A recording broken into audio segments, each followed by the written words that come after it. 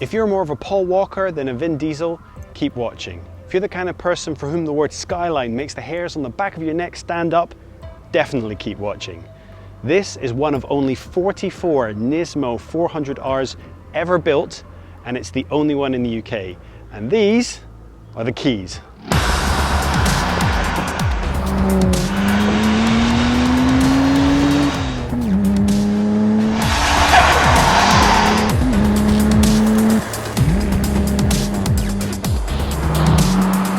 To celebrate the 1995 and 96 appearance of the Skyline at Le Mans, Nismo put together this car. This track-focused beast was one of the iconic cars available in the first ever Gran Turismo.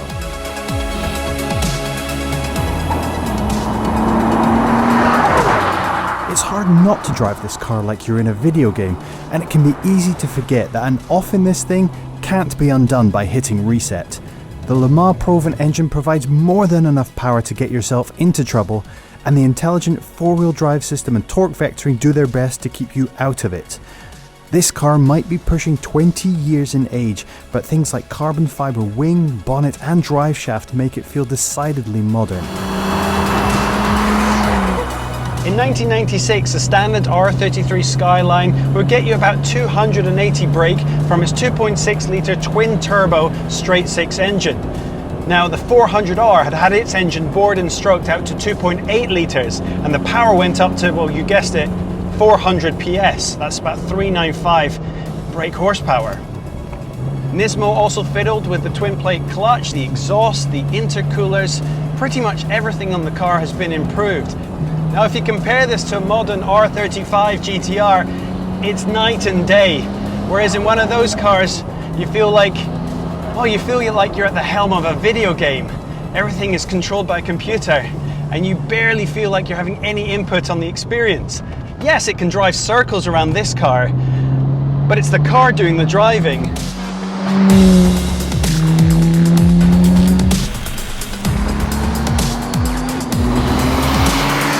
This is a real driving experience. I mean, don't get me wrong, a modern GTR is fun, a lot of fun.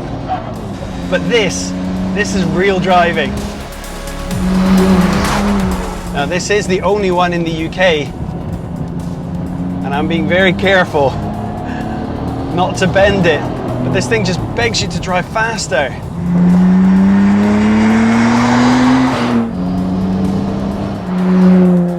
Oh, that sound is unbelievable. The sound is one of the defining parts of the drive. You feel you can hear every single mechanical action happening under the bonnet, and it can't fail to put a smile on your face.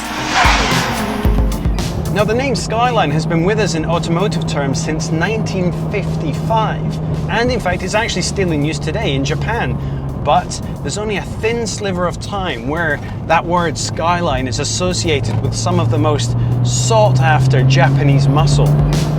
Nismo had been set up in the mid-80s as Nissan's motorsports division, and they'd done some amazing work, but this was the first time they'd had the chance to really show what they could do with Nissan's flagship sports car.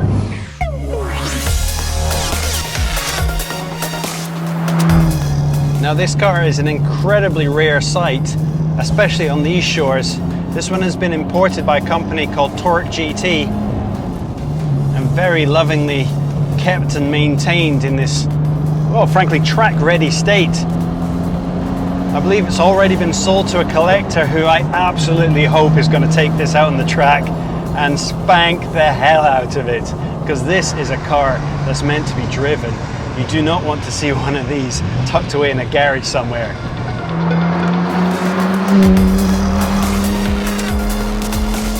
Selecting this car in Gran Turismo, you're doing something that would be almost impossible to do in real life. Get behind the wheel of a car that, despite the fact they tried to make 100, stopped production at 44. 44 of these to share amongst the entire world is not enough. Thankfully, there are millions of virtual copies flying around on PlayStation discs. And I've said before in cars, if you ever get the chance to drive it, do it. But with this, frankly, your chances are next to zero. That said, if you ever do drive one of these, please don't wrap it round a tree.